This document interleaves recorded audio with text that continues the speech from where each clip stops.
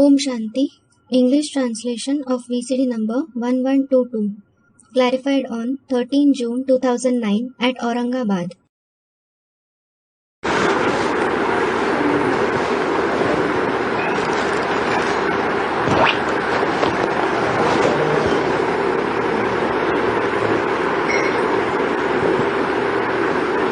ओम शांति।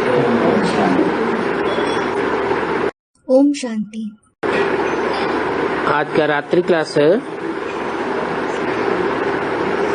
7 अगस्त 1968।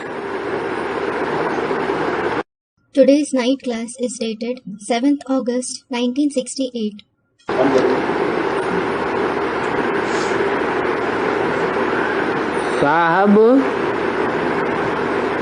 साहबजादों को रोज रोज क्या समझाते रहते हैं? What does the Sahab keep explaining to the Sahabzades every day? Sahab means master. Sahabzade means the master's children. अभी साहबजादे ये तो समझ गए हैं कि ये पुरानी दुनिया नहीं रहेगी। Now the Sahabzades have certainly understood that this old world won't exist. नई दुनिया आने वाली है,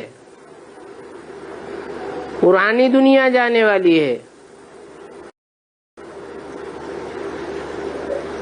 यह तो साहबजादों को निश्चय होना ही चाहिए। The new world is about to come and the old world is about to go. The Sahabzades should definitely have faith on this. क्योंकि इस समय अति दुख है।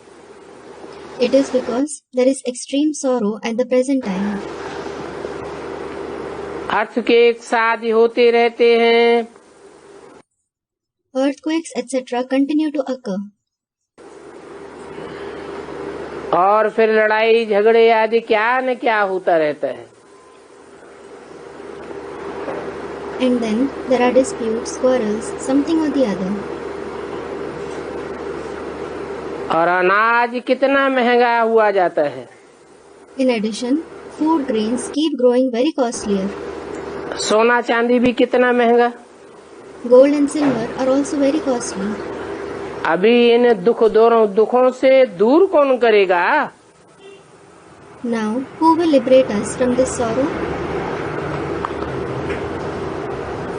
वंडर है, इतने पर भी बच्चों को बाप का निश्चय नहीं होता है। Astonishingly, the children still don't have faith on the father. History कहती है, History has it दुनिया में दुख बढ़ता ही जाता है। that sorrow continues to increase in the world.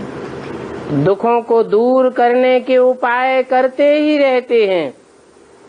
They keep making plans to eliminate sorrow. 2500 वर्ष में कितने बड़े बड़े महात्माएं, धर्म पिताएं इस दुनिया में आए, परंतु उनके आने के बावजूद भी दुनिया में दुख बढ़ता रहा। Eminent great souls, religious fathers came to this world from 2500 years. But despite their arrival, sorrow continued to increase in the world. तो सोचना चाहिए इन दुखों को दूर कौन करेगा? So, you should think, who will eliminate this sorrow? Wonder है, इतने पर भी बाप का निश्चय नहीं होता। तब ही कहा जाता है निश्चय बुद्धि विजयते। Astonishingly, you don't have faith on the father even after all this. Only then it is said, the one with a faithful intellect becomes victorious. जहाँ तहाँ लड़ाइयाँ लगी पड़ी हैं। There are disputes everywhere. इन लड़ाइयों का, झगड़ों का आखिरी फैसला कौन करेगा?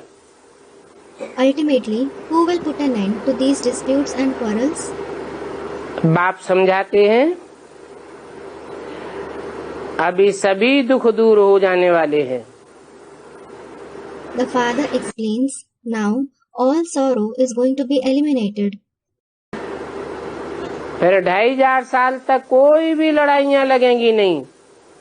Then there won't be any war for 2500 years. अभी तो अंदर में डरते रहते हैं। Now they certainly keep becoming afraid within. बहुत तूफान लगे पड़े हैं।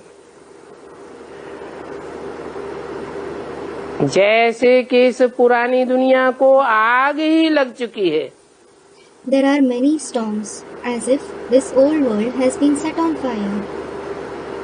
तूफान रोज आए If a storm rages every day, तो बम्बोर को आग लग जाए। this haystack-like world will catch fire. अभी तुम बच्चे तो जानते हो कि हमें तो बाप को याद करना है, दैवी गुण धारण करने हैं। Now you children certainly know that you have to remember the Father and assimilate divine virtues. क्योंकि याद की यात्रा को समझेंगे तो घर गृहस्थ में भी रह सकेंगे। It is because if you understand the journey of remembrance, you will also be able to live in the household. इस जन्म के पाप तो बाप को सुनाने से हल्के हो जाएंगे। The sins of this birth will be lightened if you narrate them to the Father. परंतु जन्म जन्मांतर के जो पाप हैं वो तो याद की यात्रा से ही कटेंगे। However, the sins of many births will certainly be destroyed only through the journey of remembrance. बच्चों को तो निश्चय है, Children definitely have faith हमको बाप पढ़ाते हैं, that the Father teaches them. परंतु दुनिया वालों को तो इस बात का पता ही नहीं है। However, the worldly people don't know it at all. कोर्टों में कोई ही निकल आए और ये कहें यहाँ तुम लोग भाषण करो, Some out of millions come and say, "You people should deliver speeches here." बच्चों को निमंत्रण मिलती है भाषण करने की। Children are invited for delivering speeches. दुनिया में संत महात्माओं को कहते हैं आकर के भाषण करो। In the world, they ask saints or great souls to come and deliver speeches. कब गीता का कब वेदोपनिषद का भाषण करते हैं ना। They sometimes deliver speeches on the Gita, sometimes on the Vedas and the Upanishads, don't they? उनको तो पता ही नहीं है कि ये भगवान वाच है। They certainly don't know this is Bhagwan Vach. Gita उपनिषद वेद आदि का भाषण बल करते हैं, परंतु वो कोई भगवान वाच नहीं है। Although they deliver speeches on the Gita, the Upanishads, the Vedas and so on, they aren't Bhagwan Vach in any way. वो तो मनुष्य गुरुओं के द्वारा लिखे हुए हैं। They have been written by human gurus. अब भगवान तो बाप है। Now, God is in fact the Father. बाप है श्रेष्ठ ते श्रेष्ठ जो बच्चों को श्रीमत देते हैं। The Father is the highest of the high who gives Srimad to the children. खुद ही आकर के अपनी पहचान देते हैं और सृष्टि के आदि मध्य अंत का ज्ञान देते हैं और श्रेष्ठ बनने के लिए कहते हैं इन लक्ष्मी नारायण जैसा सर्वगुण संपन्न बनना है। He himself comes and gives his introduction and the knowledge of the beginning, middle and end of the world. And for becoming elevated, he says, you have to become complete with all the virtues like these Lakshmi and Narayan. और कोई लक्ष्य नहीं देते हैं। He doesn't give you any other aim. क्यों? Why?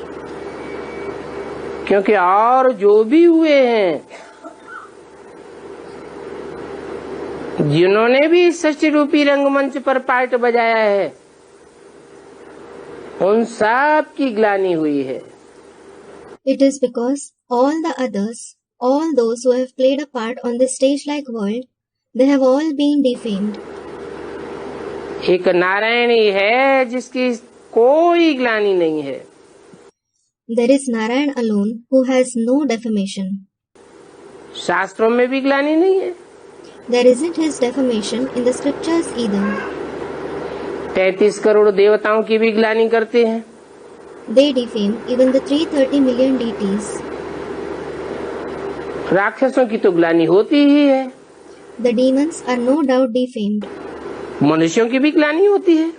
Human beings are also defamed. परंतु नर से जो नारायण बने उनकी कोई ग्लानि नहीं सुनी होगी। However, the one who became Narayan from a man, no one must have heard his defamation. तो बाप कहते हैं अभी पोता मेल निकालो,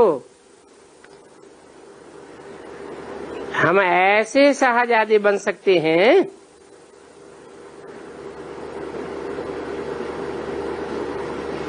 जो नारायण जैसे बन जावे। So the father says, now take out your pota mail and check if you can become such Shahzades so that you become like Narayan. गाते तो हैं यथा राजा तथा प्रजा। They do say, as is the king, so are the subjects. बनती तो प्रजा भी है, परंतु प्रजा वर्ग की आत्माएं सजा खा करके नारायण समान बनती है। Even the subjects do become like Narayan, but the souls of the subject category become equal to Narayan after suffering punishments. और नारायण कोई सजा नहीं खाते। Whereas Narayan doesn't suffer any punishment. और ये तो पास विद ऑनर हैं। Moreover, he passes with honor. इनको कोई भी प्रकार की सजा नहीं मिलती। He doesn't suffer any kind of punishments. धारणाओं के लिए भी बाप कहते हैं ऐसे भी नहीं कहते कि चाय पीनी ही नहीं है। The father explains you for dharana as well. He doesn't ask you not to drink tea at all. कोई को गैस की बीमारी है, कोई को बहुत सुस्ती हो जाती है, बहुत कमजोरी आती है,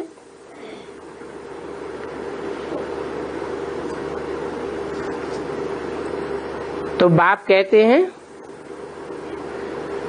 जास्ती पीने की आदत नहीं होनी चाहिए। If someone has the disease of flatulence, if he feels very lethargic or very weak, however, the father says that you shouldn't have the habit of drinking it frequently. ऐसे नहीं कि चाय न मिले तो बिल्कुल डल ही हो जावे। It shouldn't be the case that if you don't get tea, you will become completely dull. जब विनाश होगा, भगदड़ पड़ेगी, तो ये चाय काफी याद मिलेगी क्या? When there is destruction and commotion, will you get tea, coffee, etc.? वहाँ नई दुनिया में तो चाय आदि होती ही नहीं है। There isn't tea and so on there in the new world at all. क्यों नहीं होती है? Why not?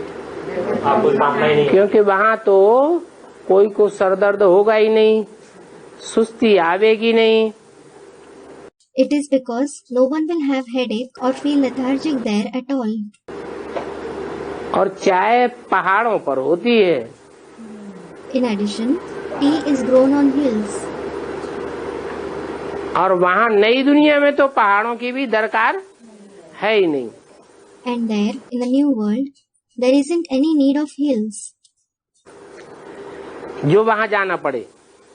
So that you have to go there. वहाँ नेचुरल तबीयत सबकी अच्छी रहती है। Everyone is naturally healthy there. आगे ठंडी पड़ती थी तो सिर्फ लाल चाय पीते थे। Earlier in the winters, they used to have just red tea. अब तुम जानते हो वहाँ नई दुनिया में तो दूध की नदियाँ बहेंगी। Now you know that rivers of milk will flow there in the new world. घी मक्खन भी आता होगा। You will also get ghee and butter. वहाँ की गैया बड़ी अच्छी होती हैं। The cows there are very good. बाबा श्रीनाथ द्वार से गैयों के चित्र ले आए थे। Baba brought the pictures of cows from Srinath Dwara.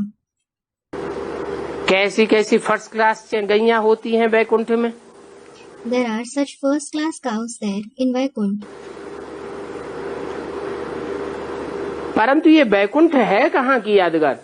However, where is this Vaikunt the Yadgar of? Vaikuntha का जो गायन है, Vaikunt that is praised, Christians में पैराडाइज का गायन है, मुसलमानों में जन्नत का गायन है। there is the praise of paradise among the Christians and the praise of Jannat among the Muslims. ये कहाँ की यादगार है। Where are they the Yadgar of? सत्युग त्रेता की तो कोई हिस्ट्री मिलती नहीं है। You don't find any history of the Golden and the Silver Age. ये संगम युग की बातें हैं। These are the memories of the Confluence Age. बाप कोई जानवर गऊओं की बातें नहीं करते हैं। The father doesn't speak about animal cows. गाय उनको कहा जाता है जिनका स्वभाव बहुत सीधा साधा होता है। Those who have a very innocent nature are called cows. Bharat की कन्याएं माताएं और विदेश की कन्याएं माताएं, क्या फर्क है। What is the difference between the maidens and mothers of Bharat and the maidens and mothers of the foreign lands? Bharat की कन्या को गऊ कहते हैं। An Indian maiden is called a cow. जीवन भर जिस खूंटे से बांध दी जाती है वहीं बंद करके रहती है। She remains tied to the peg to which she is tied once throughout her life. ऐसे सीधे स्वभाव को गऊ कहा जाता है। The one with such an innocent nature is called a cow. उन्होंने फिर जानवर गऊओं को बैठ कृष्ण के साथ दिखाया है। Then they have shown animal cows sitting with Krishna.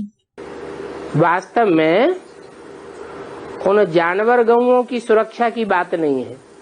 Actually, it isn't about safeguarding those animal cows. ये तो कलयुग के अंत में आकर के कन्याएं ही सबसे जास्ती गरीब हो जाती है। As a matter of fact, the maidens themselves become the poorest by the end of the Iron Age.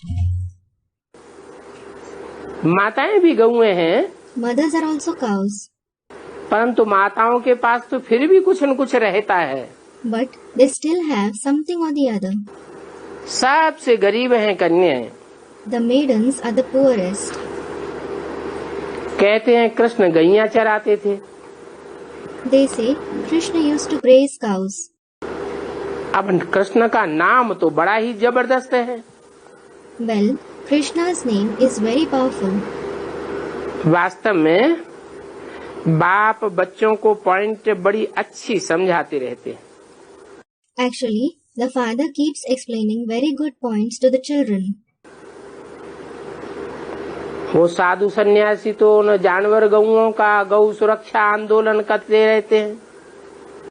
Those sages and sannyasis keep going on strikes for the safety of those animal cows. परंतु उन गऊओं की सुरक्षा से तो कुछ मिलने वाला है नहीं। However, they certainly aren't going to get anything by ensuring the safety of those cows. वास्तव में दुनिया के सारे काम प्योरिटी से होते हैं। In reality, everything in the world is accomplished through purity. अगर प्योरिटी अक्षुण्ण बनी रहे तो भारत में घी दूध की नदियां बहती रहें। If purity is untouched, rivers of ghee and milk will keep flowing in Bharat. परंतु कलयुग के अंत में उल्टा हो जाता है।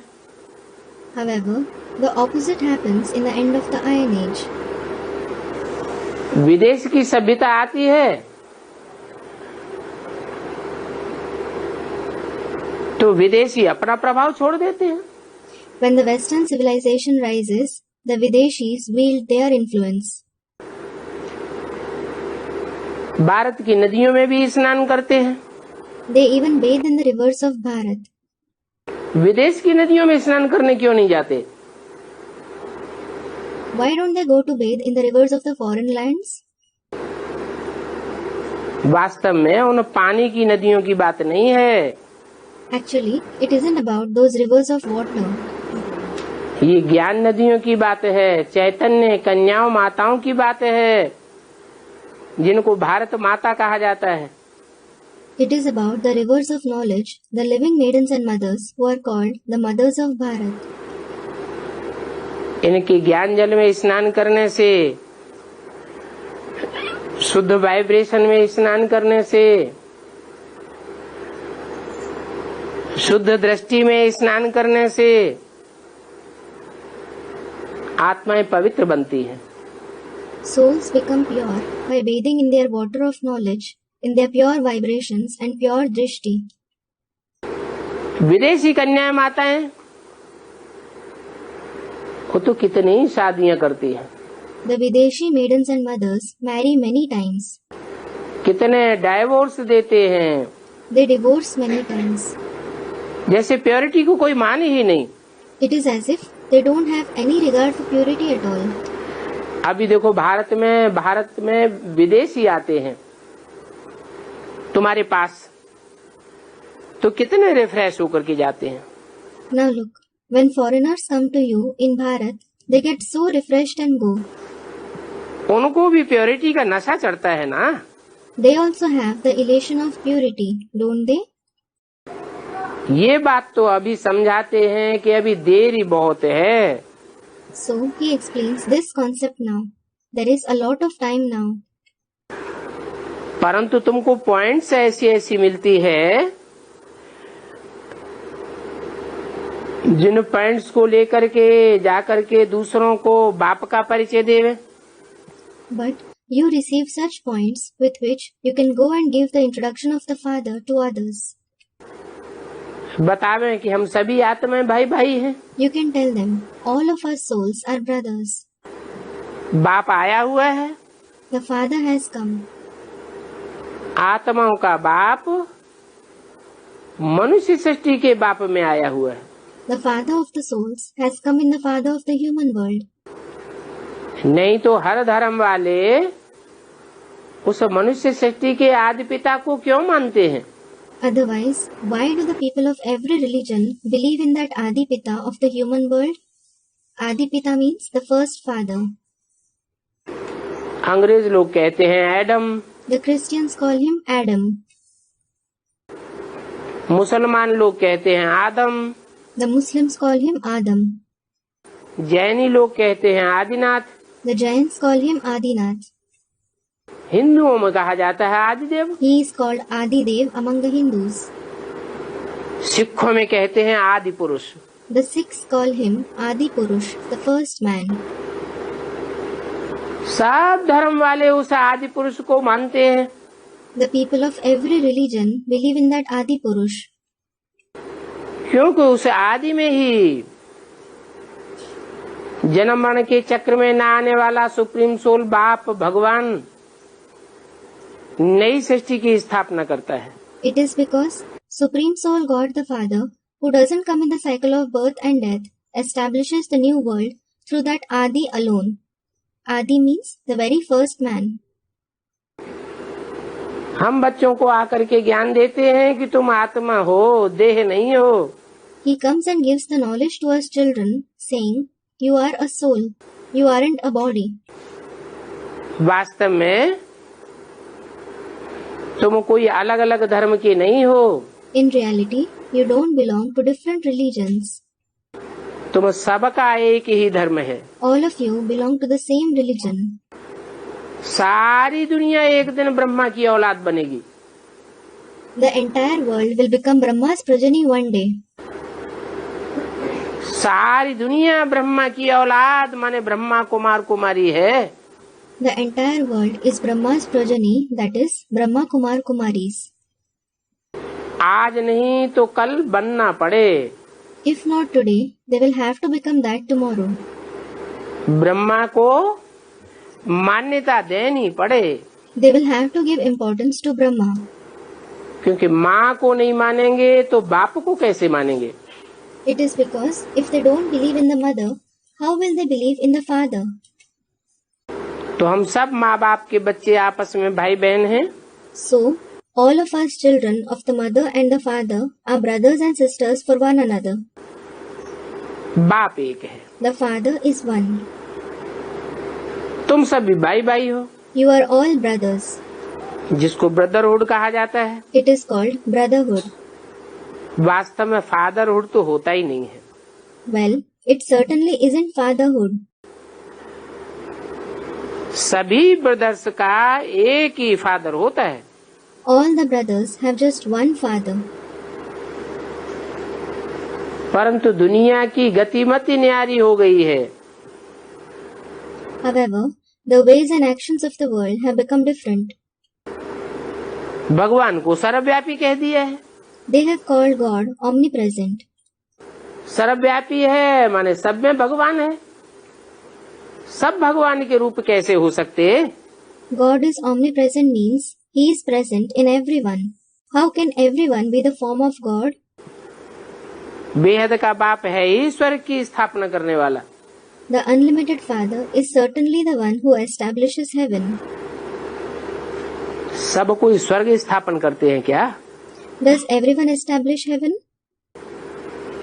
अरे स्वर्ग तो वो ही स्थापन कर सकता है जो सदा स्वस्थिति में रहने वाला हो। Arey, only the one who always stays in the soul conscious stage can establish heaven. स्वस्थिति में रहने से ही स्वर्ग की स्थापना हो सकती है। Heaven can be established only by staying in the soul conscious stage. परचिंतन में रहने से, पांच तत्वों की याद करने से, पांच तत्वों के बने शरीरों को याद करने से, शरीर के संबंधियों को याद करने से, देह के पदार्थों को याद करने से नई दुनिया की स्थापना थोड़ी हो सकती है। The new world certainly can't be established by indulging in parchintan, by remembering the 5 elements, the body is made of 5 elements, the relatives of the body, and the belongings of the body. Parchintan means thinking about others. तो पक्का समझ लेना चाहिए कि हम देह नहीं है, हम आत्मा हैं। So, you should firmly consider we aren't a body, we are a soul. और वो है हमारा परम पिता परमात्मा। And He is our Supreme Father, Supreme Soul. परम पिता अर्थात बापों का भी बाप। The Supreme Father means the father of even the fathers. सभी धर्म पिताओं का बाप। He is the father of all the religious fathers. मनुष्य सृष्टि के बाप का भी बाप। He is the father of the human world too. वो सुप्रीम आत्मा कहा जाता है। He is called the Supreme Soul. आत्माओं के बीच में वो जो पार्ट आकर के बजाता है उस पार्ट की सुप्रीमेसी है। The part that he comes and plays among the souls, that is the part of supremacy. Supreme अर्थात ऊंच ते ऊंच। Supreme means the highest of the high. ऊंच ते ऊंच कोई परम धाम की बात नहीं है। Being the highest of the high isn't about the supreme abode. ऊंच और नीच कहाँ होते हैं? Where does being high and low matter? इस सृष्टि पर ही होते हैं। In this very world. इस सृष्टि पर ही आकर के वो ऊंच ते ऊंच पार्ट बजाता है। He comes and plays the highest part in this very world. वो भगवान भाग्यशाली सृष्टि का रचयिता है। That God is the creator of the fortunate world. ऐसे भाग्यशाली नई दुनिया में होंगे जिनको सुख शांति पवित्रता प्रॉस्पेरिटी किसी की कमी नहीं होगी। Such fortunate ones will be present in the new world who won't lack anything like happiness, peace, purity and prosperity. नई दुनिया की रचना रचेंगे ना, He will create the creation of the new world, won't he? और नई दुनिया को रावण पुरानी दुनिया बना देता है। And Ravan makes the new world into the old world. Ram की श्रीमत से नई दुनिया बनती है। The new world is created through Ram Srimad. और रावण की मत से नई दुनिया भी पुरानी दुनिया बन जाती है। And even the new world becomes the old world through Ravan's directions. क्या कारण होता है? What is the reason?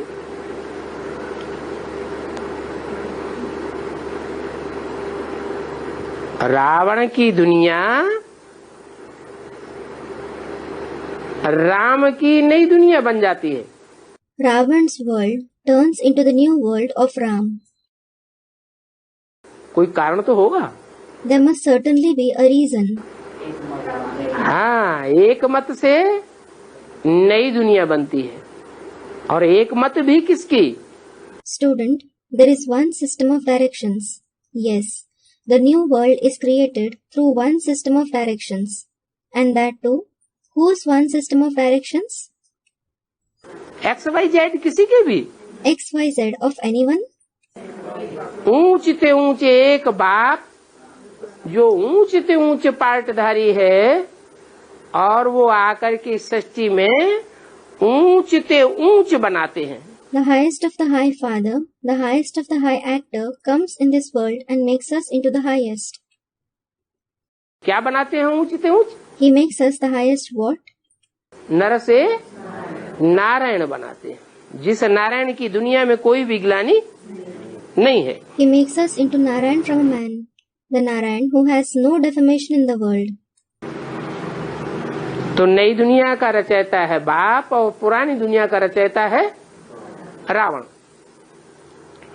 Ravan कहा ही जाता है रुलाने वाले को। So, the father is the creator of the new world and Ravan is the creator of the old world. The one who makes others cry is himself called Ravan. दुख मिलता है तो रोते हैं। When someone receives sorrow, he cries. अनेक मतों से होता है दुख और एक मत से होता है सुख। There is sorrow through many opinions and happiness through one opinion. ये बात तुम अभी जानते हो। सबसे पहले संबत उनका शुरू होता है जो हेवन में थे।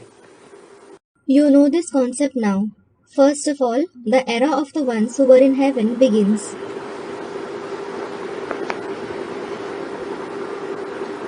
कौन सा संबत शुरू होता है?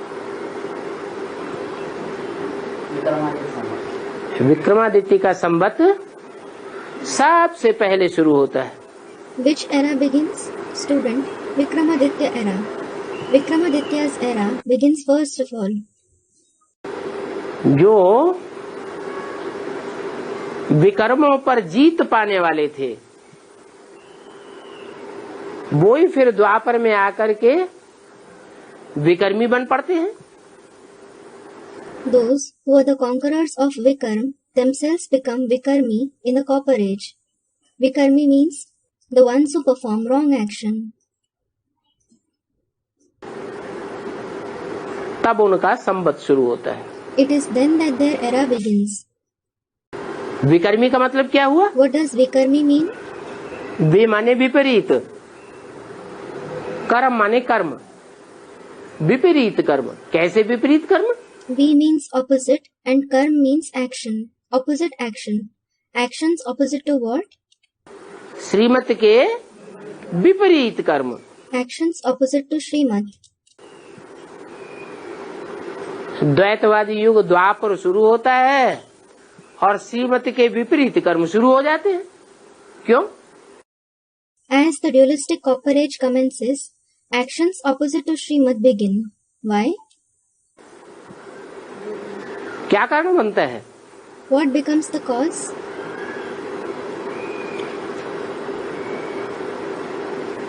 क्योंकि श्रेष्ठ मत देने वाला वहाँ कोई होता ही नहीं है। It is because there is no one to give the elevated directions there at all. श्रेष्ठ मत से श्रेष्ठ बनने वाला तो है। There is certainly the one who becomes elevated through the elevated directions. कौन? Who? विक्रमादित्य तो है, There is Vikramaditya. लेकिन बनाने वाला कोई नहीं होता। But there is no one to make him that. हाँ, नीचे गिराने वाले होते हैं। Yes, there are definitely the ones who make him fall. Ibrahim, Buddha, Christ, Guru Nanak, ये सब द्वापर युग से उतरते हैं, दो दो बातें फैलाते हैं, द्वैतवाद फैलाते हैं। Abraham, Buddha, Christ and Guru Nanak, all of them descend from the Copper Age and spread dual opinions and dualism. अनेकता जब फैलती है तो आपस में झगड़ा शुरू होता है। When diversity spreads, quarrels begin amongst each other. दुख की दुनिया शुरू हो जाती है The world of sorrow begins. और दुख में लोग दिन गिनते हैं या सुख में दिन गिनते हैं? And do people count days in sorrow or in happiness?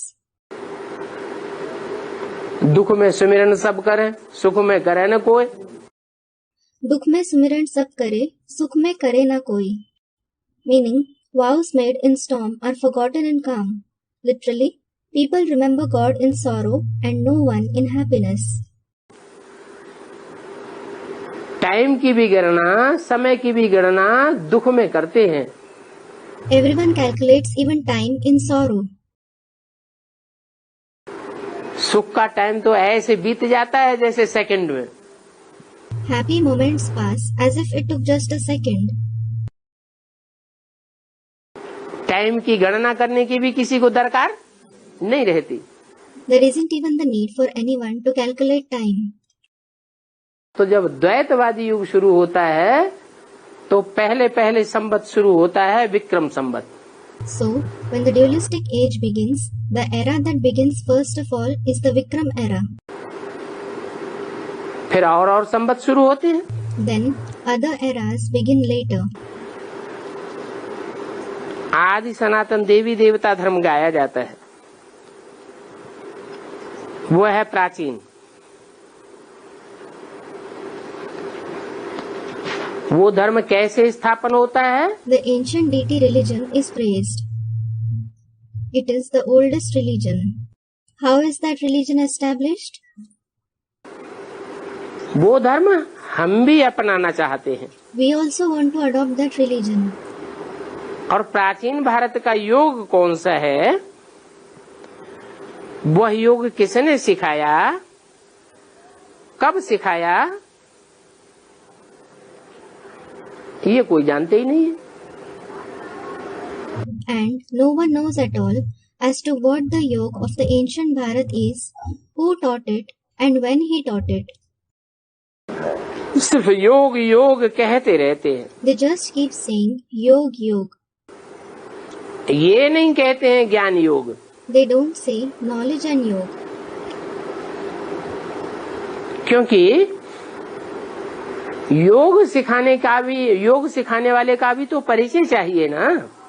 It is because they also have to have the introduction of the one who teaches yoga, don't they? और जो सिखाने वाला है वो क्या सिखाता है, वो ज्ञान की भी तो नॉलेज होनी चाहिए।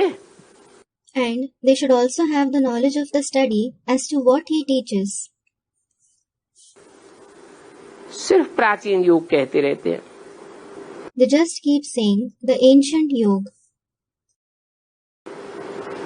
अब बाप तो नॉलेजफुल है, Now the father is knowledgeable, तो ज्ञान देते ही रहते हैं। so he keeps giving the knowledge continuously. उनका ज्ञान कभी खूटता नहीं है। His knowledge never exhausts. शास्त्रों का ज्ञान तो लिमिट में बंधा हुआ है। The knowledge of the scriptures is limited.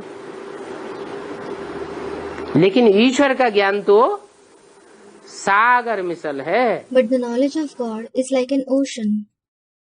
कैसे? How? शास्त्र पढ़ने वाले उनसे कोई प्रश्नों का जवाब मांगेगा तो शास्त्रों को रिफर करेंगे। If someone asks for answers to some questions to those who read the scriptures, they will refer the scriptures.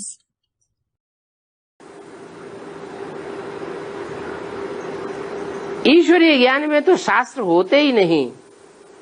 There is no scripture in the knowledge of God. भगवान आकर के जो ज्ञान देते हैं उस ज्ञान में कोई शास्त्र रेफर करने की दरकार नहीं। The knowledge that God comes and gives, there is no need to refer any scriptures in it. हर प्रश्न का समाधान तुरंत का तुरंत मिलता है। You receive the solution of every question immediately. शास्त्रों की दरकार ही नहीं। There isn't the need of the scriptures at all. कोई भी पुस्तक हो, शास्त्र ही क्या, पुस्तक में हर प्रश्न का जवाब मिलेगा। Leave alone the scriptures, be it any book. Will you find the answer of every question in it? दुनिया में कोई भी ऐसी पुस्तक है जो हर प्रश्न का जवाब दे? Is there any book in the world that has the answer of every question? नहीं। No. लेकिन ईश्वरीय ज्ञान ऐसा है जिसमें हर प्रश्न का जवाब मिलता है। On the contrary, the Ishwariya knowledge is such where you receive the answer of every question. सृष्टि के आदि मध्य अंत के संबंध में जो भी प्रश्न हो, रचयिता और रचना के बारे में जो भी प्रश्न हो, उन प्रश्नों का जवाब कोई भी शास्त्र कंसल्ट किए बगैर ईश्वरीय ज्ञान से मिल सकता है।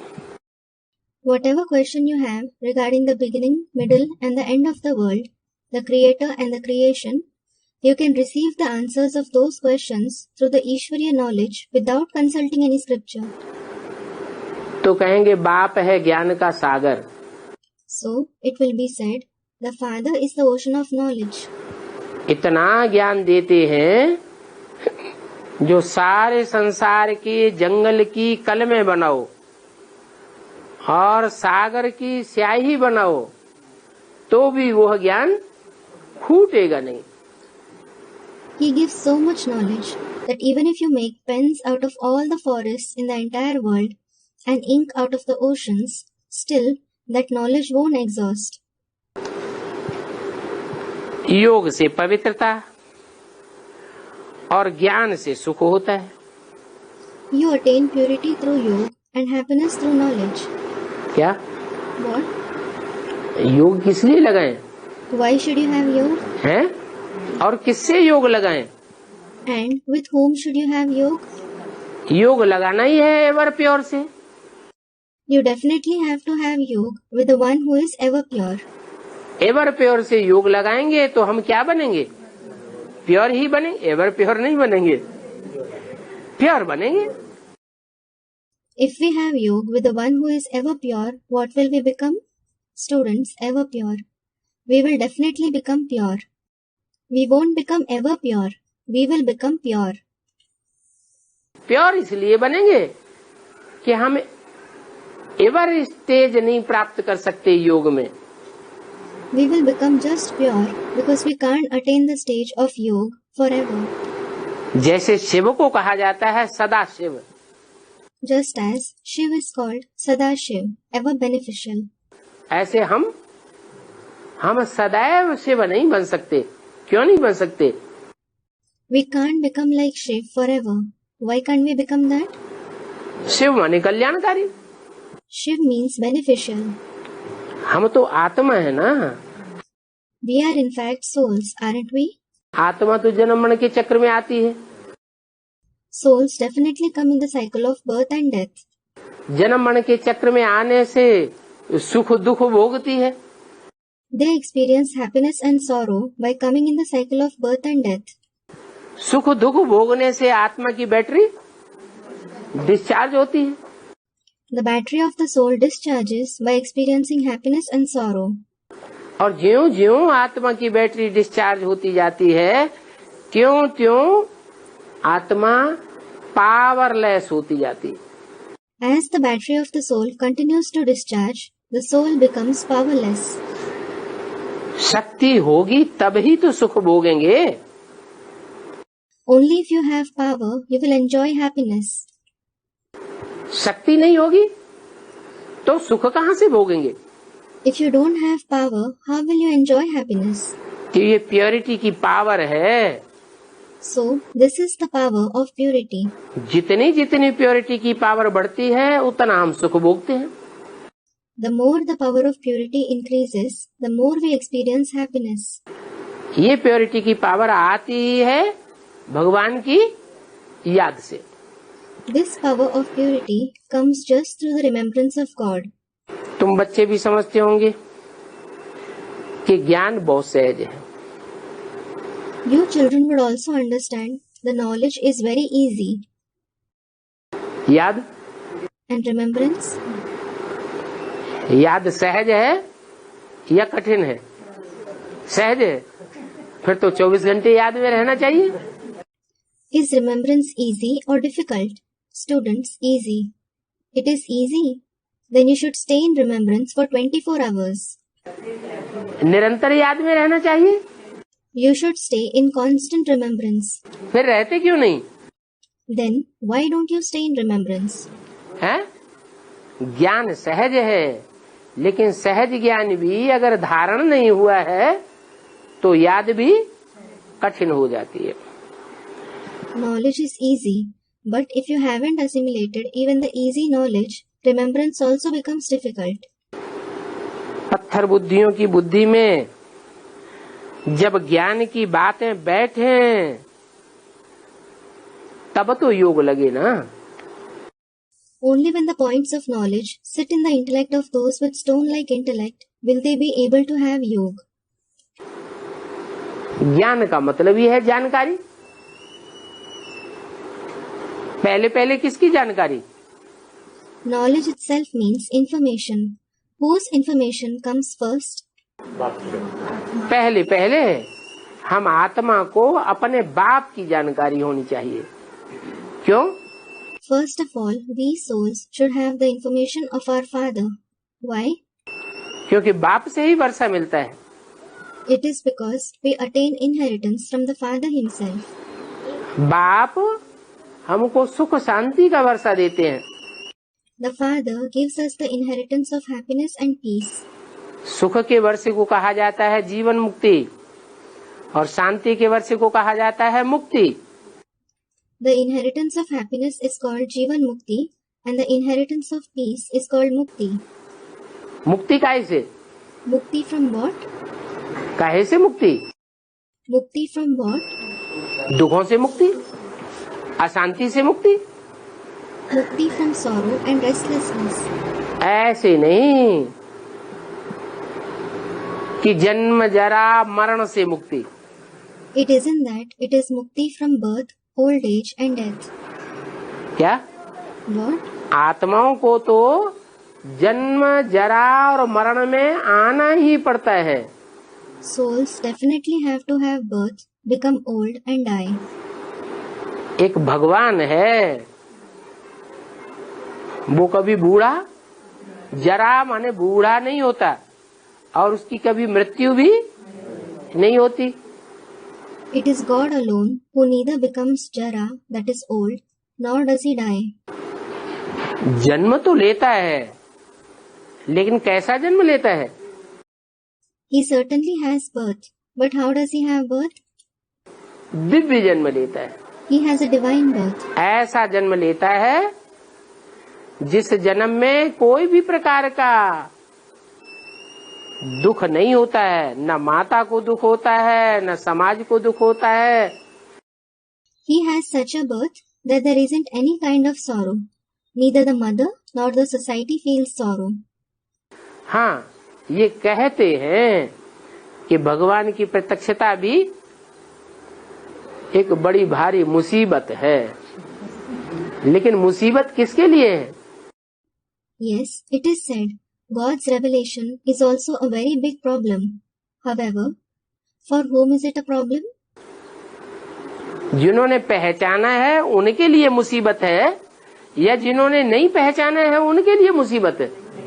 Is it a problem for those who have recognized him or for those who haven't? जिन्होंने नहीं पहचाना है उनके लिए मुसीबत है। It is a problem for those who haven't recognized him. कल्प कल्प जो हुआ वो ही होगा। Only what happened in every kalp will happen again. राजाई स्थापन हो ही जाएगी। The kingdom will certainly be established. राजाई की स्थापना के बारे में कोई फिक्र की बात नहीं है। There is nothing to worry about the establishment of the kingdom. तुम बच्चों को तो बड़ा डोल रहना चाहिए। You children should be very unshakable. तूफानों से हिलना नहीं चाहिए। You shouldn't shake because of storms. परंतु कौन अडोल रहेगा? However, who will be unshakable? कौन तूफानों से नहीं हिलेगा? Who won't be shaken by storms? है हाँ, निश्चय बुद्धि विजयते। Student replies, yes, the ones with a faithful intellect will become victorious. निश्चय बुद्धि का मतलब क्या? What does the ones with a faithful intellect mean? किस बात पर निश्चय बुद्धि? To have a faithful intellect on which topic? बाप के पार्ट पर निश्चय बुद्धि, बाप के स्वरूप पर निश्चय बुद्धि, बाप के कर्तव्य पर निश्चय बुद्धि, बाप के कार्यकाल पर भी निश्चय बुद्धि। To have a faithful intellect on the father's part, on his form, on his task, as well as on his working period. बाप क्या है, कैसे पार्ट बजाता है, मैं जो हूँ, जैसा हूँ, जिस रूप में पार्ट बजाता हूँ, उसे जानने वाले कोई बिरले बच्चे हैं। Who the father is, how he plays his part. There are some rare children who know who I am, how I am, and the form in which I play my part. जो जानते हैं वो तूफानों से हिलते भी नहीं हैं। Those who know it, they don't shake because of storms either. तो जो हिलते हैं, डुलते हैं, बुद्धि जिनकी भटकती है, उसका कारण क्या हुआ? So, those who shake, quake, or those whose intellect wanders, what is its reason? उसका कारण हुआ कि बाप को पहचाना नहीं। भक्ति मार्ग में क्या करते रहे 63 जन्म? Its reason is that they haven't recognized the Father. What did they keep doing in the path of bhakti for 63 births? भटकते रहे। They kept wandering. बुद्धि को ठिकाना मिला ही नहीं, Their intellect didn't find any destination. क्योंकि बाप का असली परिचय कोई ने दिया ही नहीं। It is because no one gave the real introduction of the Father. कहने वाले तो बहुत मिले, शिवोऽहम्, ब्रह्मास्मि, हम ही भगवान हैं। They certainly found many people who said, Shivoham, I am Shiv. Brahmasmi, I am Brahma. I myself am God. परंतु वास्तव में भगवान के कर्म क्या होते हैं वो कोई को दिखाई नहीं पड़ते। However, no one was able to see what God's tasks are in reality. भगवान का राज्य कैसा होता है, भगवान कैसे शासन करता है, ये भक्ति मार्ग में कोई नहीं जानते। No one in the path of bhakti knows how his kingdom is and how he rules. अभी हम बच्चे जानते हैं भगवान ऐसा शासन करता है जिस श्रेष्ठ शासन के कारण ही उसको ईश्वर कहा जाता है। Now, we children know that he rules in such a way that because of that elevated rule itself, he is called Ishwar. क्या कहते हैं? ईश माने शासन करने वाला, कैसा? वर माने श्रेष्ठ ते श्रेष्ठ शासन करने वाला। What is he called? Ish means the one who rules. How?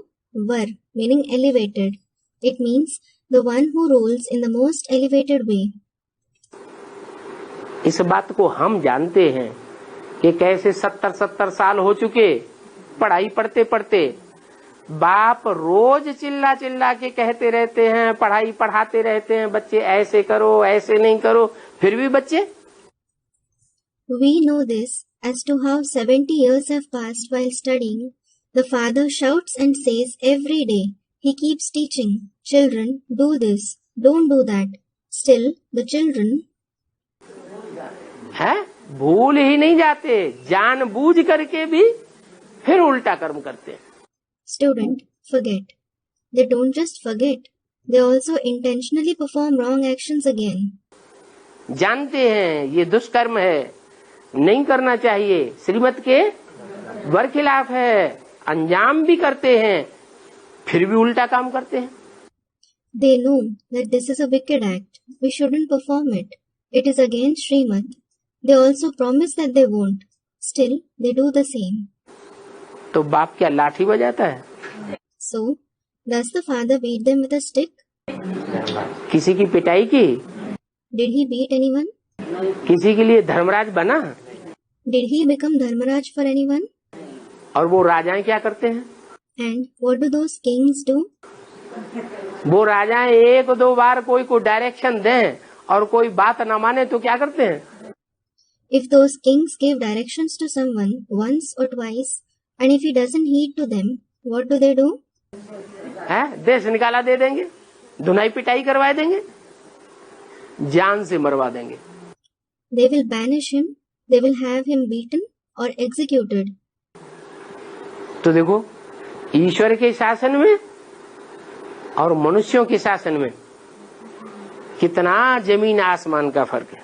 So look, there is a vast difference like between the earth and the sky, between the ruling system of God and a human being. तो अब तुम बच्चों को अडोल रहना चाहिए, क्योंकि तुमको बुद्धि का ठिकाना मिल चुका है। Now, you children should be unshakable because you have found the destination of the intellect. देखना है हमारे में क्या क्या अवगुण है।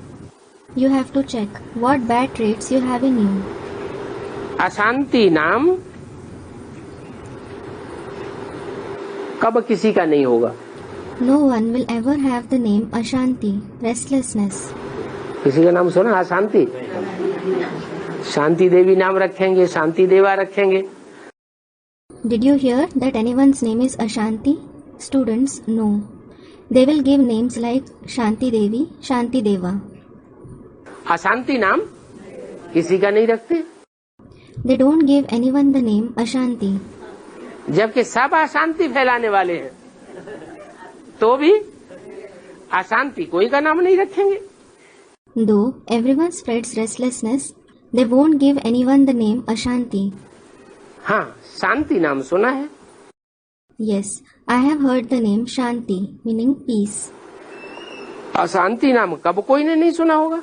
No one would have ever heard the name Ashanti. तो ये भी बैठ ख्याल करो। So, sit and think this as well. आखिरी लड़ाई कितने वर्ष तक नहीं लगेगी? By which year will the last war break out? लगेगी या नहीं लगेगी? Will it break out or not? Students, it will. वो तो कह देते हैं कि सृष्टि की आयु बड़ी लंबी है, लाखों वर्ष है।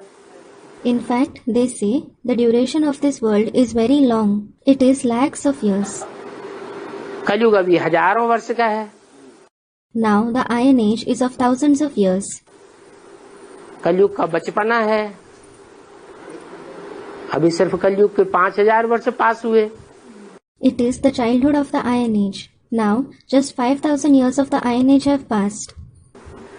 और तुम कहते हो अब कलयुग खलास हुआ कि हुआ। And you say now the Iron Age is as good as gone. निशानी क्या बताते हो? What signs do you tell them?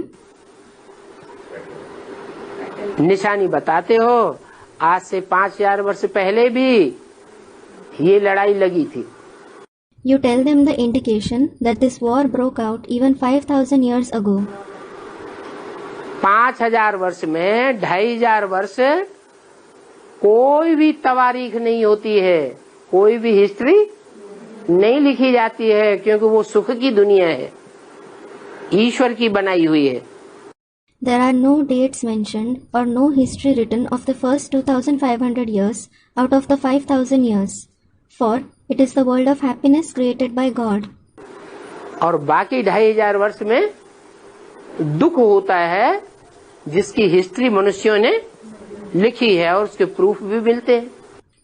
As for the rest, there is sorrow in the rest of the 2500 years. Human beings have written its history. In addition, its proofs are also found. Total 5000 वर्ष की ये दुनिया है। This world is of 5000 years in total. ये 5000 वर्ष पहले भी महाभारी महाभारत लड़ाई लगी थी और भगवान इस सृष्टि पर आया था, लेकिन गलती से महाभारत में, गीता में, भागवत में नाम किसका डाल दिया है? भगवान के रूप में कृष्ण भगवान का नाम डाल दिया है। The massive war of Mahabharata took place even 5000 years ago, and God came to this world. However, whose name has been mentioned in the form of God in the Mahabharata, the Gita and the Bhagavad by mistake, Lord Krishna's name has been mentioned.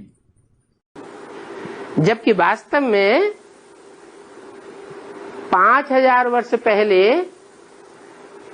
Krishna भगवान नहीं था, कृष्ण तो पढ़ने वाला था। On the contrary, Krishna wasn't God 5000 years ago in reality. Krishna was rather a student. उन्होंने कृष्ण को द्वापर में डाल दिया है। They have mentioned Krishna in the Copper Age. तो सोचना चाहिए कि भगवान द्वापर के अंत में आकर के क्या पापी कलयुग की स्थापना करेगा? So, you should think, will God come in the end of the Copper Age and establish the sinful Iron Age? भगवान ऐसा काम कर सकता है? Can God do that? भगवान आएगा तो दुनिया को ऊंचा उठाएगा या नीचे गिरा के जाएगा? When God comes, will He uplift the world or will He make it degraded and go? उन शास्त्रकारों ने लिख दिया भगवान कृष्ण के रूप में आया और कलयुग के अंत में आकर के पापी कलयुग की स्थापना करके चला गया। ये क्या बात हुई? Those compilers of the scriptures have written that God came in the form of Krishna in the end of the Copper Age, established the sinful Iron Age and went. What is this? ऐसे तो होता नहीं। This isn't possible at all. और वास्तव में कृष्ण भगवान है भी नहीं। And in reality, Krishna isn't God either. Krishna का रूप तो बच्चे का ही ज्यादा पूजा जाता है। Krishna's child form itself is worshipped a lot. और राम का रूप बच्चे का नहीं पूजा जाता, बड़े रूप में पूजा जाता है। And Ram's child form isn't worshipped. He is worshipped in the form of an adult. तो क्या अंतर है? So what is the difference? Ram है बाप और कृष्ण है बच्चा। Ram is the father and Krishna is the child. ये दो आत्माएं हैं षष्ठी रूपी रंगमंच पर, जो सारी षष्ठी रूपी रंगमंच पर हीरो हीरोइन का पार्ट बजाती है। These two souls on this stage-like world play the part of hero and heroine of the entire stage-like world. Ram वाली आत्मा हीरो का पार्ट बजाती है, राम बाप का पार्ट बजाती है, और कृष्ण वाली आत्मा हीरोइन का पार्ट बजाती है, ब्रह्मा का पार्ट बजाती है। Ram's soul plays the part of the hero, the father Ram, and Krishna's soul plays the part of the heroine, Brahma. एक माँ का पार्ट और एक बाप का part. One is the mother's part and the other is the father's part. वास्तव में माँ और बाप के रूप में पार्ट बजाने वाली ये आत्माएं भी नहीं है। In reality, these souls aren't the ones who play the part in the form of the mother and the father either. उनके अंदर भी वो जन्म मरण के चक्र में ना आने वाला सुप्रीम सोल बाप शिव प्रवेश करके पार्ट बजाता है। The supreme soul Shiv, the father who doesn't come in the cycle of birth and death, enters and plays those parts in them as well. अगर ब्रह्मा ने ही सृष्टि की बड़े से बड़ी माँ का पार्ट बजाया होता तो पहले के 63 जन्म में क्यों नहीं बजाया? Had Brahma himself played the part of the most senior mother of the world, why didn't he play it earlier in the 63 births? पहले भी तो बजा सकता था ऐसी सहन शक्ति का पार्ट, लेकिन नहीं बजाया। क्यों? He could have played such a part of the power of tolerance earlier as well, but he didn't. Why? क्योंकि आत्माएं तो नीचे गिरती रहती हैं। It is because the souls keep degrading. एक सुप्रीम सोल बाप ही है जो ऊंच से ऊंच माता पिता का पार्ट इस सृष्टि पर आकर के प्रैक्टिकल में बजा कर जाता है। Only the Supreme Soul Father is the one who comes to this world and plays the part of the highest of the high mother and father in practice. जो गायन करते हैं तुमेव माता च पिता त्वमेव। It is praised for it. You alone are my mother and father. तो बाप कहते हैं अब ये लड़ाई तो लगी के लगी। So the father says, this war is certainly about to take place.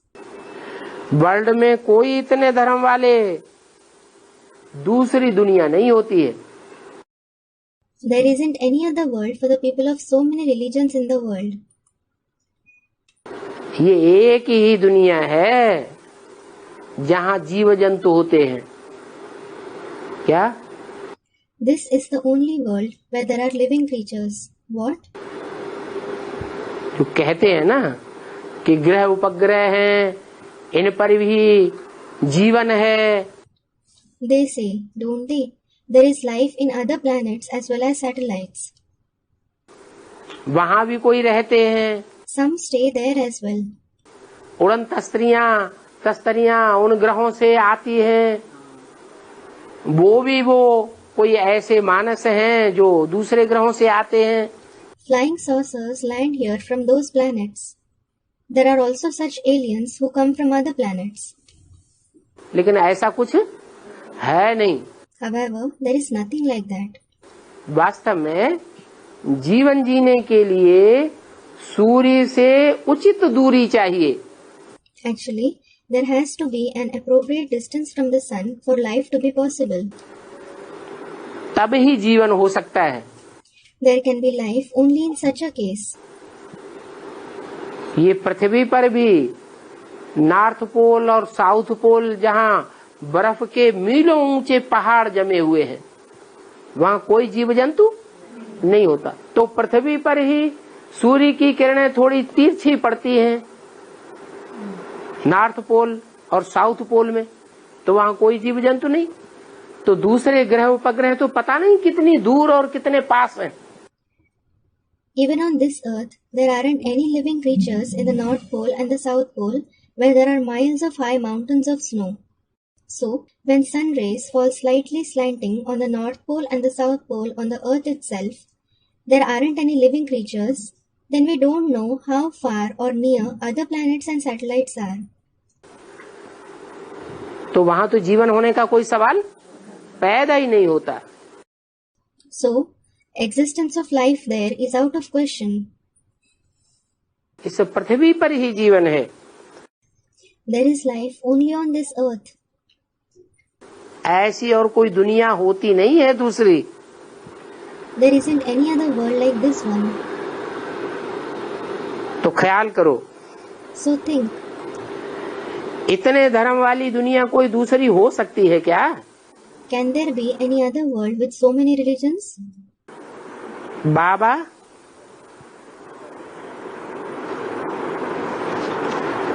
सभी बातें क्लियर करके समझाते हैं। Baba explains everything clearly. ऐसी दुनिया आकर स्थापन करता हूँ जहाँ कम से कम 3500 वर्ष लड़ाई और दुख होता ही नहीं। ये क्या बात?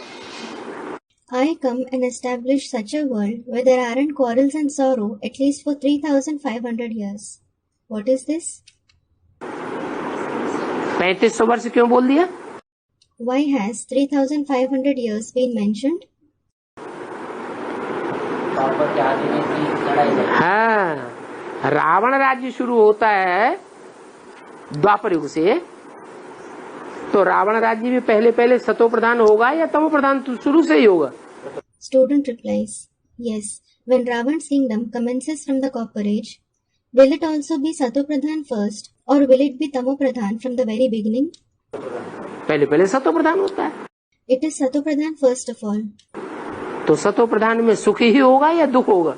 So, will there be just happiness or sorrow in the Satopradhan stage? सुख होता है। There is happiness. इसलिए 2500 वर्ष नहीं बल्कि उसमें 1000 वर्ष और ऐड करें द्वापर युग का। This is why not 2500 years. Add another 1000 years of the Copper Age to it. पहला आक्रमण भारतवर्ष पर विदेशी शासक मोहम्मद बिन कासिम का हुआ है, आज से 1200 वर्ष पहले। The first invasion on India was of the Videshi ruler Muhammad bin Qasim 1200 years ago. तब लड़ाई झगड़े मारा मारी की दुनिया शुरू होती है। Since then, the world of wars, quarrels, killing and beating begins. उससे पहले कोई लड़ाई झगड़े मारा मारी इतनी होती नहीं थी। There weren't wars, quarrels, killing and beating to such an extent before that. तो नई दुनिया के लिए चलन बहुत अच्छी चाहिए। So, you need to have a very good conduct to go to the new world. जो बाबा के बच्चे होंगे वो आसुरी गुण वाले तो हो नहीं सकते। Those who are Baba's children can't have demonic traits at all. अच्छा, जो अभी तक भी ज्ञान ले रहे हैं, ज्ञान में चलते भी हैं, ब्राह्मण परिवार में ब्राह्मणों के साथ बैठते हैं, उठते हैं, खाते हैं, पीते हैं और आसुरी गुण उन्हें देखने में आते हैं, तो वो भगवान के बच्चे नहीं है, बाबा के बच्चे नहीं है। अच्छा, those who are still taking the knowledge, who follow the knowledge, who sit, get up, eat and drink with the Brahmins in the Brahmin family, but it is seen that there are demonic traits in them, then aren't they God's children, Baba's children? है? चलो भला आज बाबा के बच्चे हैं, कल ऐसा सभा का पड़ेगा, हाँ हो जाएंगे। Although they are Baba's children today, they will face such a situation tomorrow that they will run away. देखने में भी नहीं आवेंगे। They won't even be visible. अच्छा, बच्चों को good night. Acha, good night to the children.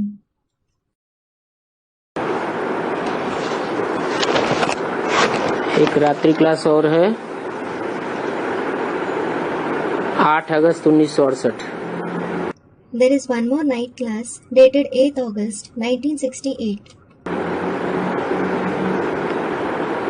कलयुग के अंत में है दुख ही दुख। There is sorrow and just sorrow in the end of the Iron Age. अपार दुख। There is immense sorrow. और सतयुग के आदि में है सुख ही सुख, अपार सुख। And there is happiness and just happiness in the beginning of the Golden Age. There is immense happiness. बच्चों को लिखना चाहिए कि कौन कौन से अपार दुख हैं। Children should write down all the kinds of immense sorrow that there are. लड़ाइयाँ होती है, ये भी दुख है। There are wars, that is also sorrow. और सतयुग में कोई लड़ाई नहीं। And there isn't any war in the Golden Age. अपार सुख है। There is immense happiness. अगर ये बात बुद्धि में पड़ी रहे तो If you have this concept in your intellect, विचार करो कि सतयुग सुखधाम में अपार सुख हैं। think there is immense happiness in the Golden Age, the abode of happiness. तुम बच्चे कोई को भी समझ करके समझा सकते हो।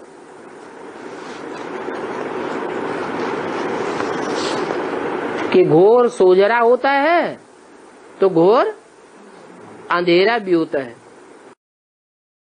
You children can explain to anyone after understanding that when there is extreme light, there is pitch darkness too. ऐसे ही अपार सुखों की दुनिया भी होती है तो अपार दुखों की दुनिया भी होती है। Similarly, when there is the world of immense happiness, there is the world of immense sorrow too. तुम बच्चे इस बात के अनुभवी हो। You children are experienced regarding this. कैसे? How? तुम बच्चे माना जो सम्मुख बैठे हुए हैं वो अनुभवी हैं और दुनिया वाले अनुभवी नहीं है। You children means those who are sitting in front are experienced. And aren't the worldly people experienced? दुनिया के जो और बच्चे हैं, आत्माएं हैं, मनुष्य हैं, वो इस बात के अनुभवी नहीं है अपार दुखों अपार सुखों के। Aren't other children, other souls, other human beings of the world experienced with regards to immense happiness and immense sorrow? नहीं। No. और धर्म वाले तो आते ही बाद में हैं। In fact, the people of other religions come later. तो बाद में आने के कारण उनको अपार सुखों का तो पता होता ही नहीं है। So because of coming later, they definitely don't know about immense happiness. तुमको अपार सुखों का भी पता है तो अपार दुखों का भी पता है। You know about immense happiness as well as immense sorrow. रचयिता और रचना को अच्छी तरह से जानना है। You should know the creator and the creation nicely. मनुष्य मात्र तो न रचयिता को जानते हैं और न रचना को जानते हैं। Human beings neither know the creator nor the creation. हम तो जानते हैं। We certainly know them. तो युक्ति से बैठ ये बच्चियां समझावें कि ये सारी दुनिया दुखधाम है। So, these daughters should sit and explain tactfully, the entire world is the abode of sorrow. अच्छा,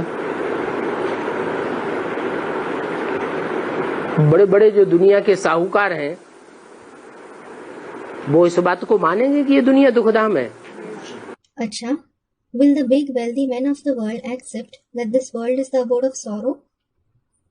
है? तो बच्चियां कौन सी युक्ति बताएं उनको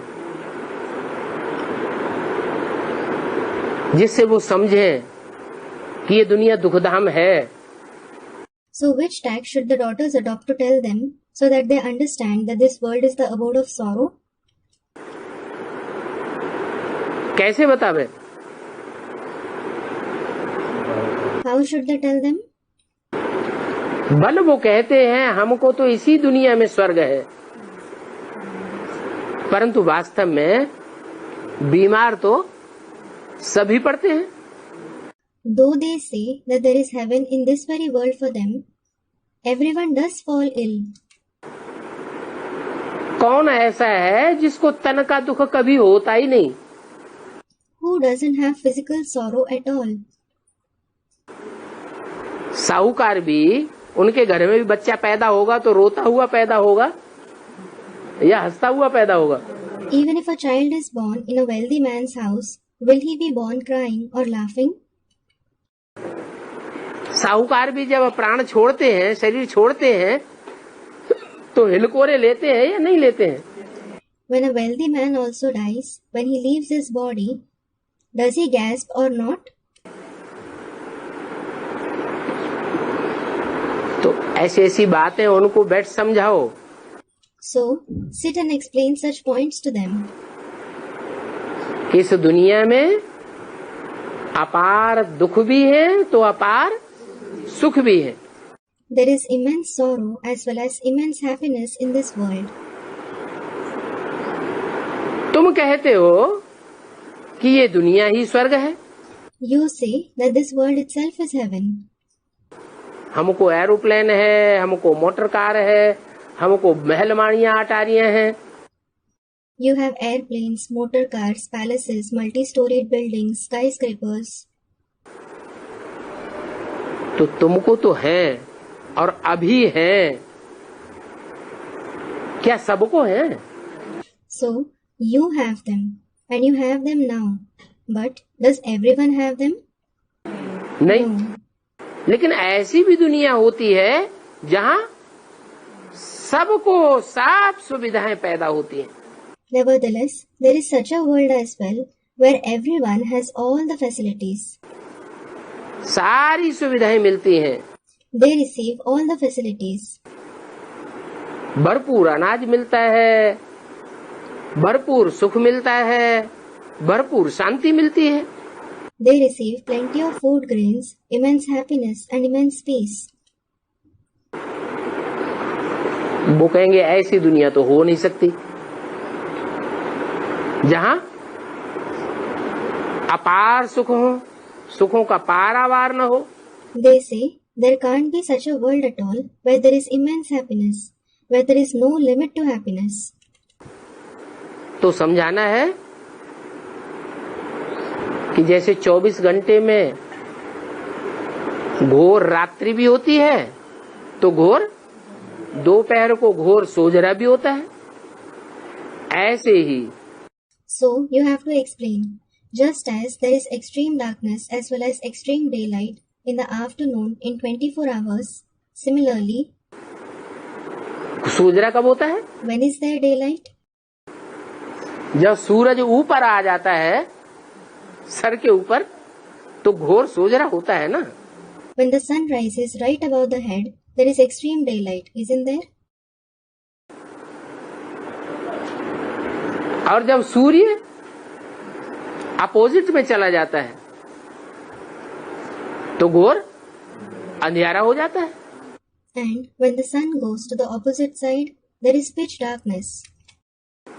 ऐसे ही इस दुनिया में ज्ञान सूर्य भी है जो सुख का सागर कहा जाता है। In the same way, the sun of knowledge is also present in this world, who is called the ocean of happiness. वो इस सृष्टि पर जब आ जाता है और सारी दुनिया के सर के ऊपर सवार होकर बोलता है, When he comes to this world and speaks on top of the entire world, क्योंकि भगवान को कहा जाता है ट्रुथ गॉड फादर। भगवान क्या है? it is because God is called Truth God the Father. What is God? सत्यम शिवम सुंदरम। सत्य ही भगवान है। Satyam Shivam Sundaram, meaning true, beneficial and beautiful. Truth itself is God. तो वो सत्य जब सर पर आकर के सारी दुनिया के सर पर चढ़ करके बोलता है, तो सारी दुनिया को स्वीकार करना पड़ता है कि भगवान है, और उस भगवान के राज्य में जितना सुख हो सकता है उतना सुख दुनिया में किसी को कभी भी नहीं होता। So when that truth speaks on top of the entire world has to accept that there is God, and the extent to which there can be happiness in that God's kingdom, no one ever experiences happiness to that extent in this world. सतयुग आदि है सुखधाम और कलयुग अंत है दुखधाम। The beginning of the golden age is the abode of happiness, and the end of the iron age is the abode of sorrow. Sukhdham में दुख का नाम निशान नहीं, और कलयुग के अंत में जहाँ दुखधाम होता है वहाँ सुख का नाम निशान नहीं। There isn't the name and trace of sorrow in the abode of happiness, and in the end of the iron age, where there is the abode of sorrow, there isn't the name and trace of happiness. कितने भी साहूकार हों दुनिया के बड़े बड़े, भय अंदर रहता है कि नहीं? No matter how wealthy a man in the world is he afraid from within or not? है? सबके अंदर भय जरूर व्याप्त रहता है। Everyone certainly feels afraid within.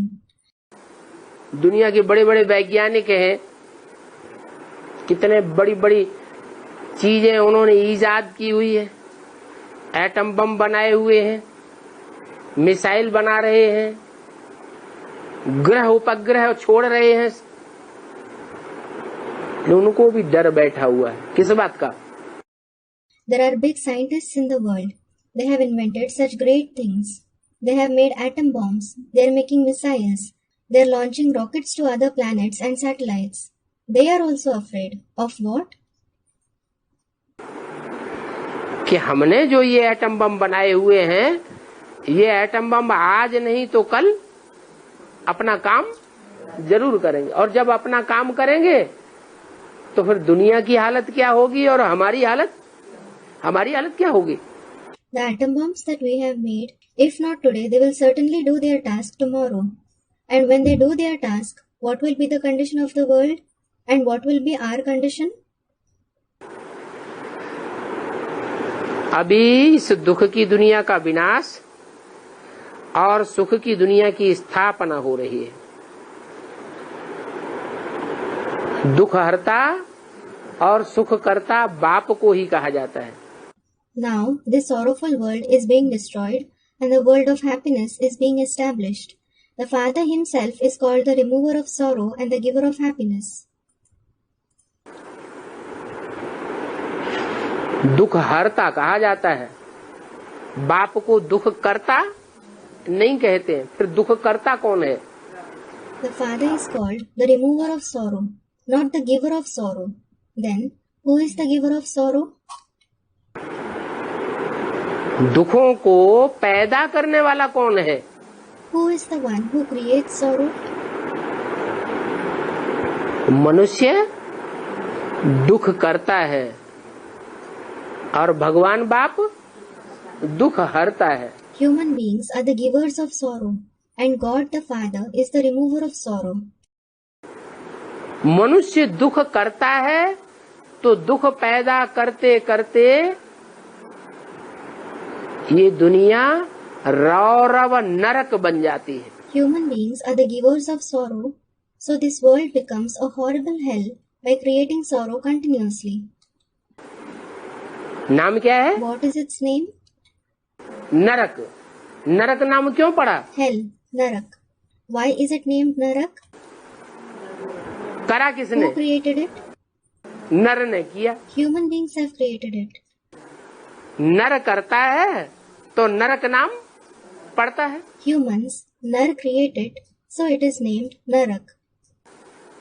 तो नर जो करता है सो नरक बनाता है, और भगवान जो बनाता है वो स्वर्ग बनाता है।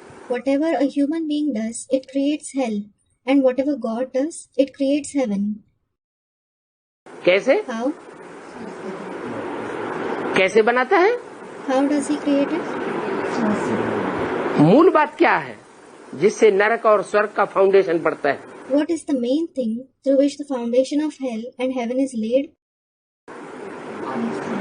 है स्वस्थिति में सदा शिव रहने वाला है।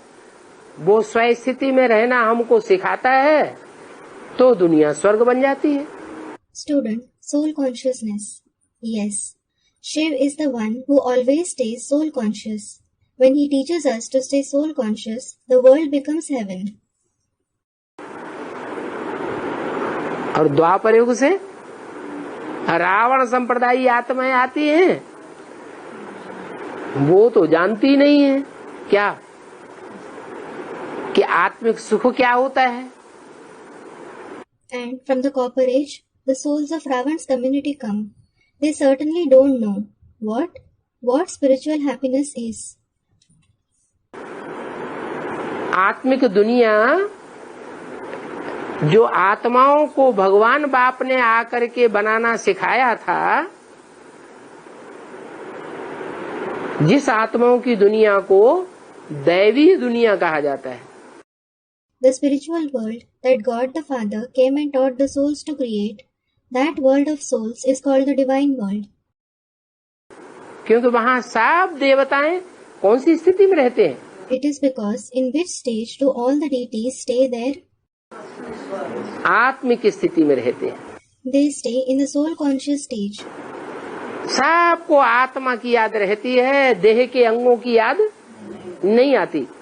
All of them remember their soul. They don't remember the parts of the body. तो ऐसी दुनिया द्वापर युग से वो धर्म पिताएं आकर के पलट देते हैं। So, those religious fathers come from the Copper Age and change heaven into such a world, meaning hell. देह की दुनिया की शुरुआत होती है और आत्माओं का विस्मरण हो जाता है। The world of body commences and they forget the soul.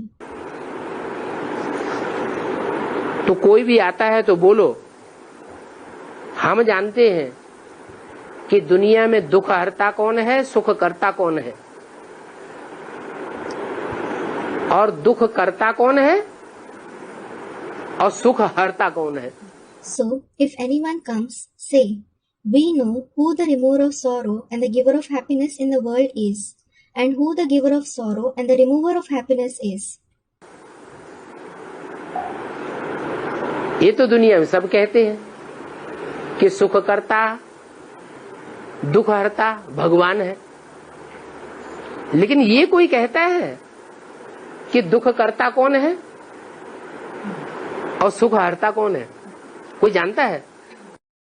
Everyone in the world says that God is the giver of happiness and the remover of sorrow. But does anyone say who the giver of sorrow and the remover of happiness is? Does anyone know it?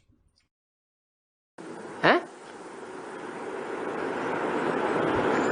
लेकिन जो नहीं जानते हैं वो हम खुद ही हैं। However, what we don't know, we ourselves are that.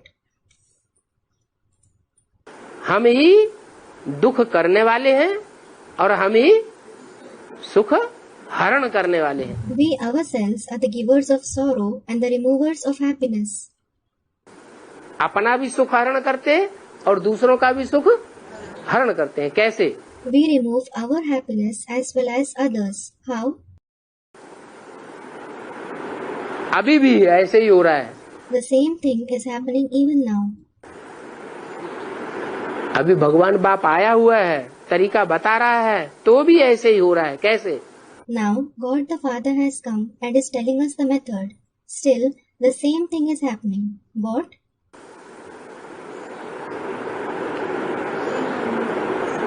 अभी भी हम दुख करता बनते हैं। We become the givers of sorrow even now.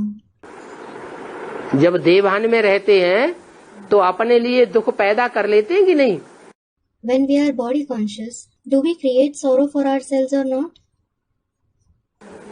और अपने साथ साथ फिर जो और संगी साथी सामने आने वाले हैं उनके लिए भी दुख करता बन जाते हैं, सुख हरता बन जाते हैं। And along with ourselves, we also become the giver of sorrow and the remover of happiness for others, our companions and friends who come in front of us. तो जो भी सामने आवे उनको बोलो तुम नहीं जानते हो, हम जानते हैं। So, whoever comes in front of you, tell them, you don't know, we know it. परम पिता हमको समझा रहे हैं, इसलिए हम जानते हैं। The Supreme Father is explaining to us, this is why we know it. तुम परम पिता परमात्मा को जानते नहीं हो, इसलिए तुम यह बात जानते नहीं हो। You don't know the Supreme Father, Supreme Soul. This is why you don't know it. रचयिता ही रचना के आदि मध्यंत को जानते हैं, बताते हैं अभी कलयुग का अंत है। Only the Creator knows the beginning, middle and the end of His creation. He says, now it is the end of the Iron Age. अंत कब होता है? When is there the end? कलयुग माने कल है कलेश की दुनिया, दुख की दुनिया। The Iron Age means the world of disputes and quarrels, the world of sorrow. उस दुख की दुनिया का अंत कब होता है? When does that world of sorrow end? अरे कोई भी बात का अंत कब होता है? अरे, when does anything end? जब आती होती है तो अंत होता है। When there is extremity, there is an end. तो अभी दुखों की अति होने वाली है। So, sorrow is going to reach the extreme level now. दुखों के पहाड़ गिरने वाले हैं। Mountains of sorrow are going to fall. हम तो पुरुषोत्तम संगम युग पर हैं। We are certainly present in the Purushottam confluence age. क्या What? हम सदैव दुख की दुनिया में रमण करने वाले नहीं हैं। We aren't the ones who always wander in the world of sorrow. ये बातें रूहानी बाप और रूहानी बच्चे ही जानते हैं, दूसरा कोई जानता नहीं। Only the spiritual father and the spiritual children know these concepts. Others don't know them. आत्माओं को बैठ करके रचना का राज समझाते हैं। He sits and explains the secrets of the creation to the souls. किसको? To whom? आत्माओं को। To the souls. क्यों? Why? आत्माएं हम ही हैं। Are only we souls? कीड़े मकोड़े पशु पक्षी आत्मा नहीं है। Aren't the insects, spiders, animals, birds souls? हैं? तो उनको नहीं समझाते हैं। So, doesn't he explain to them? यहाँ तो कहा है आत्माओं को समझाते हैं। Here it has been said, he explains to the souls. हैं? ये क्यों कहा आत्माओं को बैठ समझाते हैं? Why has it been said that he sits and explains to the souls? इसलिए कहा कि तुमको जब बाप समझाते हैं कि तुम आत्मा हो तो तुम्हारी बुद्धि में बात बैठ जाती है। It has been said because when the Father explains to you that you are a soul, this concept sits in your intellect. तुमने आत्मा देखी नहीं है, फिर भी तुम पहचान लेते हो कि हम आत्मा हैं और तुम आत्मा की स्थिति में रहने का पुरुषार्थ करते हो। You haven't seen your soul. Still, you recognize that you are a soul and you make Purusharth to stay in the soul conscious stage. और वो देह अभिमानी, वो न आत्मा अपन को सहज समझते हैं और न आत्मा की स्थिति में रहने का पुरुषार्थ करते हैं। And those body conscious ones neither consider themselves to be a soul easily, nor do they make Purusharth to stay soul conscious. करेंगे भी तो लास्ट में जाकर के करेंगे। Even if they do, they will make it at the end. तो last में किया हुआ पुरुषार्थ उनको उतना फायदा नहीं देगा। So, the Purusharth made in the end won't benefit them much. तुम आत्मा की स्थिति वाले हो, इसलिए तुमको समझाते हैं। You are the ones in the soul conscious stage. This is why he explains to you. मुरली में बोला है ना, It has been said in the Murli, hasn't it? आत्मा रूपी सुई की सारी कट उतरने पर तुम बच्चे डायरेक्ट बाप से सीखोगे। When the entire rust of the needle-like soul is removed, you children will directly learn from the Father. तो तुम किससे कहा जाता है? So, who is addressed as you? जो डायरेक्ट सामने बैठते हैं उनको तुम कहा जाता है। Those who sit directly in front of him are addressed as you.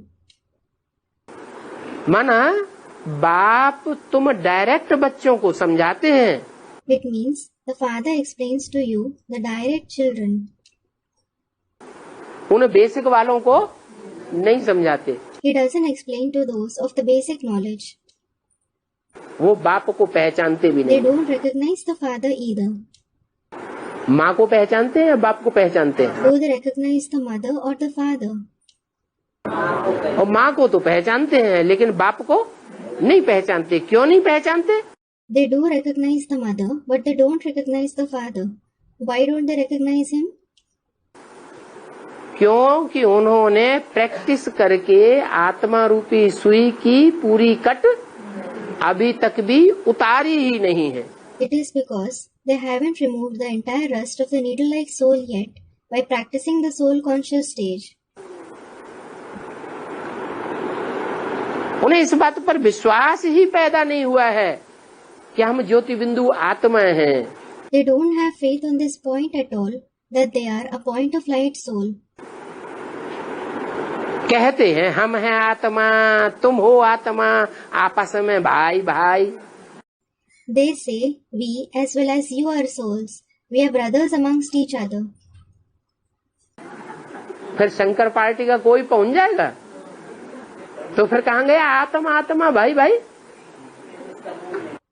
Then, if someone from Shankar party goes there, where does the feeling of souls being brothers for each other vanish? फिर आत्मा आत्मा भाई भाई रहना चाहिए ना? Well, they should have the feeling of the souls being brothers for each other, shouldn't they? क्यों भूल जाते हैं? Why do they forget it? क्योंकि देवभान की कोटि ज्यादा है और आत्मभान की प्रैक्टिस कम है। It is because they have more rust of body consciousness and less practice of soul consciousness. अच्छा, ओम शांति। अच्छा, Om Shanti.